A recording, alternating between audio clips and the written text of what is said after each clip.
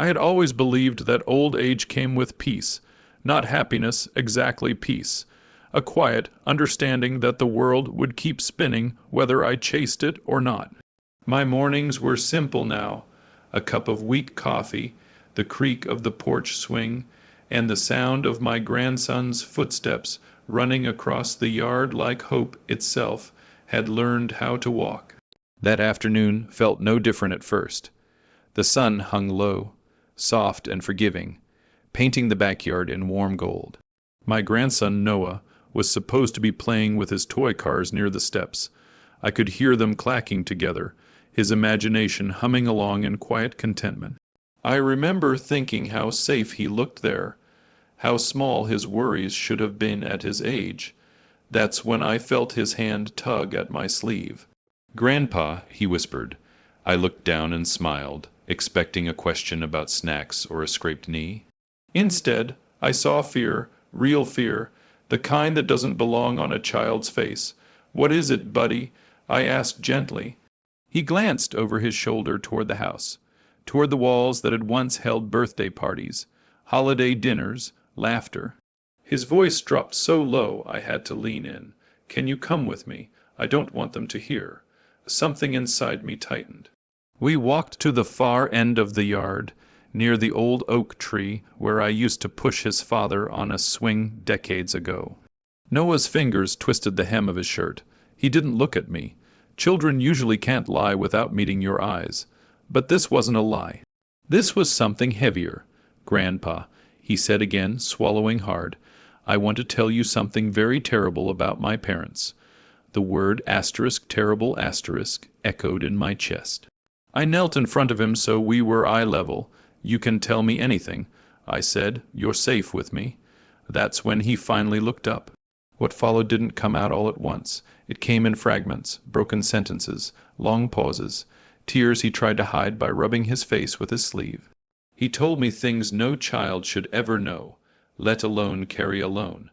He spoke about fear in his own home, about secrets he was told never to share, about nights when he pretended to be asleep because it felt safer that way, about his parents, my son and his wife, and the things they did when they thought no one was watching. With every word, the ground beneath my certainty cracked. At first, my mind rejected it. This couldn't be true. Not my son, not the boy I taught to ride a bike, the teenager who once cried in my arms after his first heartbreak, the man who called me for advice when Noah was born. I wanted to interrupt, to say Noah must be confused, that adults sometimes argue, that fear can exaggerate things. But children don't invent terror like this. My hands began to shake. I didn't realize I was gripping his shoulders too tightly until he flinched. "I'm sorry," I whispered, forcing myself to loosen my grip. "You're not in trouble. You did the right thing." He leaned forward then and wrapped his arms around my neck. Holding on like I was the only solid thing left in his world. I felt his small body trembling, and something inside me broke open. This wasn't just a secret. This was a warning. As I held him, my thoughts raced in painful circles. Love fought with truth. Loyalty battled responsibility. He was my grandson, but they were my son and daughter-in-law, blood of my blood, and yet what Noah had told me couldn't be ignored, couldn't be softened or explained away. I looked back toward the house. It stood there quietly, innocently, just walls and windows, but I knew now that silence can hide monsters. "Grandpa," Noah whispered into my shoulder, "am I bad for telling you?" I pulled back and cupped his face, making sure he saw my eyes. "No," I said firmly, "you're brave, and I promise you something." "What?" "I won't let anyone hurt you, ever again." The promise tasted like steel and sorrow. As the sun dipped lower and the shadows grew longer, I knew that nothing in our family would ever be the same. The truth had been spoken, and once truth is heard, it demands action, no matter how much it costs. I held my grandson close, already knowing that the next decision I made would tear my heart in two. And yet I also knew this. Silence would have been the greater betrayal. That night, after Noah finally fell asleep in the guest room, I sat alone at the kitchen table with the lights turned off. The house was quiet in the way only old houses get too quiet, like it was holding its breath along with me. I stared at my hands for a long time. They were old hands now, veined, scarred. Hands that had fixed bikes, wiped tears, signed school permission slips, and once long ago, cradled my son for the very first time. I kept flexing my fingers as if they belonged to someone else, as if they might suddenly explain how I had come to this moment. Asterisk my son. Asterisk, the word felt heavy, poisoned by doubt. I closed my eyes, and memories came uninvited. I saw him at 7 years old, standing in the driveway with scraped knees and a stubborn grin, insisting he didn't need help. I heard his laughter echoing through this very house, his voice cracking as he grew into a man. I remembered the pride I felt watching him hold Noah for the first time, his hands shaking just like mine had once. How does a boy raised with love grow into someone capable of causing fear? The question gnawed at me. I replayed Noah's words again and again, hoping, praying that I'd misunderstood something. But every time, the truth sharpened instead of fading. His fear hadn't been confusion. It had been learned, practiced, endured, and that realization crushed me with a different kind of guilt. Asterisk, how long had this been happening? Asterisk, I had been there for holidays, for birthdays. I had watched Noah blow out candles while his parents smiled behind him. I had sat at the same table with my son, listening to him talk about work, about life, about how hard being a parent was. Had I missed something, or worse, had I chosen not to see it? The clock on the wall ticked loudly, each second sounding like an accusation. Midnight came and went, but sleep refused to touch me. Every creak of the house made my chest tighten. Every shadow looked like a warning. I got up and walked to the doorway of the guest room. Noah was curled up under the blanket, clutching the old stuffed bear I'd kept from his childhood visits. His face was finally peaceful, but there were faint tear tracks still visible on his cheeks. A child should never sleep like that, exhausted from fear instead of play. I rested my hand against the doorframe and felt something inside me shift. This wasn't just about my son anymore. This was about protection. Still, the thought of what I might have to do made my stomach twist. Calling for help, real help, meant consequences. It meant police lights, questions, courtrooms. It meant my son in handcuffs, my family's name spoken in hushed voices. It meant losing the illusion of the family I thought I had built. And yet, doing nothing meant something far worse. I returned to the kitchen and poured myself a glass of water, though my mouth was too dry to drink. My reflection in the dark window looked older than I remembered, tired, torn. I whispered into the empty room, "What did I do wrong?" And no answer came. The truth was brutal. Loving someone doesn't excuse them. Being a father doesn't mean protecting your child from justice. Sometimes it means protecting others from them. The thought made my chest ache. I imagined confronting my son. I imagined his denial, his anger, the way he might twist the truth, the same way adults always do when they're cornered. I imagined Noah being forced to hear it all again, to doubt himself, to feel small. I couldn't let that happen. My hands shook as I picked up my phone. I set it down, picked it up again. This was the line, the one you don't uncross. Once I made the call, there would be no pretending, no fixing this quietly, no going back to family dinners and forced smiles. I looked toward the hallway one more time, for Noah, for the child who trusted me enough to tell the truth when it scared him. "I'm sorry," I whispered, though I didn't know who I was apologizing to anymore. Then I took a deep breath, steadied my hand, and unlocked my phone. The storm inside me didn't quiet, it hardened, and as my finger hovered over the screen, I understood something painful and necessary. Love without action is just another kind of abandonment. The sound of the sirens came first distant at first, then growing louder, sharper, until they cut through the early evening air like a blade. I stood by the front window, one hand pressed flat against the glass. My heart pounded so hard I thought it might give me away, like someone outside could hear it and know exactly what I had done. Noah sat on the couch behind me, wrapped in a blanket much too big for him. He didn't ask any questions.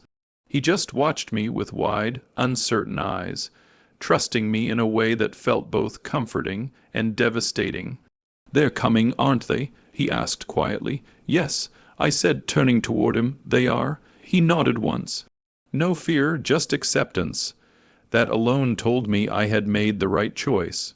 Red and blue lights washed over the walls of the house, turning familiar photos into strange silhouettes, family portraits flickering between colors, smiling faces caught in a truth they didn't understand. The knock at the door was firm, official, impossible to ignore. I opened it with hands that no longer shook. 2 officers stood there, calm but alert. I explained who I was, why I called. My voice felt distant, like it belonged to someone else. They listened without interrupting, their expressions changing slowly, not with shock, but with something heavier. Recognition. They had heard stories like this before. One of them knelt in front of Noah, speaking gently, carefully, as if every word mattered. Noah answered in short sentences, clutching the blanket tighter, but never looking away. I watched my grandson show a courage I hadn't known he possessed, and pride burned painfully in my chest. Then came the part I had been dreading. A 3rd patrol car pulled up. My son arrived minutes later, unaware, annoyed more than concerned. I saw him step out of his car, irritation written across his face as he looked at the lights, the officers, the house he thought he controlled. "What's going on?" he demanded. "Why are the police here?" Our eyes met. For a moment, something passed between us, confusion, suspicion, and then understanding. His face drained of color. "You," he said slowly, pointing at me. "What did you do?" I didn't answer. I didn't need to. The officers stepped forward. Words were spoken, measured, practiced, final. My son's voice rose, sharp with denial, with anger, with the same deflection I had feared. He laughed once, bitterly, and said it was all a misunderstanding, a lie. A dramatic story told by a child who didn't know better. Noah flinched. "That was it. Enough," I said. The word came out stronger than I expected. Years of silence, of overlooking, of trusting the wrong things. It all ended in that single breath. "You don't get to speak for him anymore." My son stared at me like he didn't recognize me. Maybe he didn't. When the officers took hold of his arms, he struggled not violently, but desperately, like someone who still believed he could talk his way out of consequences. The sound of the handcuffs closing was soft, almost polite, but it echoed. My son turned back once, his voice breaking as he shouted my name. Not in anger this time, but in disbelief. I didn't look away, not because it didn't hurt, but because looking away would have been another betrayal. The car door closed, the engine started, and just like that, the boy I once held was gone, replaced by the truth I could no longer deny. The lights faded, the street grew quiet again. Inside, Noah stood beside me, small and steady. I placed a hand on his shoulder, and he leaned into me, finally letting out a long, shaking breath. "Is it over?" he asked. "For now," I said softly, "but you're safe." That night, after the house settled back into silence, I sat beside my grandson and held him as he cried, not loud, not messy, but deep. The kind of crying that comes when the fear finally loosens its grip. I felt grief for my son. I felt rage for what he had done. But above all, I felt something else, something solid and unmovable. Resolve. Justice had come, not with triumph, not with celebration, but with sorrow and certainty. And though my heart was bruised and aching, I knew this reckoning had been necessary. Some lines, once crossed, demand to be answered. And this time they were. The days that followed felt unreal, like time had slowed out of respect for what had been broken. The house was quieter than ever, but it was a different kind of quiet now. Not the tense, waiting silence that had haunted me before, but a cautious calm, as if the walls themselves were learning how to breathe again. Noah stayed close to me. He followed me from room to room, sometimes speaking, sometimes not. I didn't push him. Healing, I had learned, doesn't respond well to force. It needs patience, presence, proof that safety is no longer temporary. Every morning, we ate breakfast together at the small kitchen table. Simple meals, toast, eggs, warm milk. Ordinary things that slowly reminded him what normal was supposed to feel like. Sometimes he talked about school, sometimes about nothing at all. Sometimes he just watched the birds outside the window, his shoulders finally relaxed. At night, when the world grew quiet again, I sat beside his bed until he fell asleep. Not because he asked, but because I knew it mattered. Children don't always say what they need. They show it in the way their breathing changes when they know someone is there. And every night, before his eyes closed, he whispered the same words, "Thank you for believing me." Each time they cut deep and healed something at the same time. I spent many hours alone on the porch, watching the sun rise and set, thinking about the years behind me. About the choices I had made, about the ones I hadn't. It would have been easy to drown in regret, to replay every moment where I might have noticed something sooner. But regret, I learned, is only useful if it teaches you how to do better now. I thought about my son, not with anger, but with sorrow. The love I had for him didn't disappear, it changed, it grew heavier, quieter, reshaped by truth. Loving him no longer meant protecting him from consequences. It meant accepting who he had become, and choosing not to let that define the rest of our family. That was my version of forgiveness. Not forgetting, not excusing, but refusing to let the damage spread further. Weeks passed. Noah laughed again, hesitant at first, then real. He began to play in the yard under the same oak tree where he had told me the truth. The tree stood tall and unchanged, a silent witness to both fear and courage. Sometimes I watched him run beneath its branches and thought about how strength can come from the smallest voices. One evening, as we sat together watching the sky turn pink and gold, Noah leaned against me. "Grandpa," he asked. "Yes, do you think people can start over?" I thought about the police lights, the handcuffs, the night everything fell apart. Then I thought about this moment. Yes, I said slowly, but starting over means being honest about what came before. He nodded, satisfied with that answer. I wrapped an arm around his shoulders, and for the first time in a long while, my chest didn't feel tight. The pain was still there.